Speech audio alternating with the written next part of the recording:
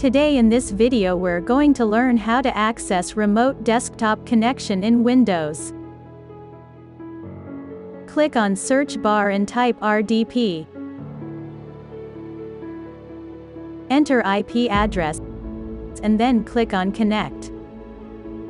Enter user ID and password of that remote system you're looking to connect.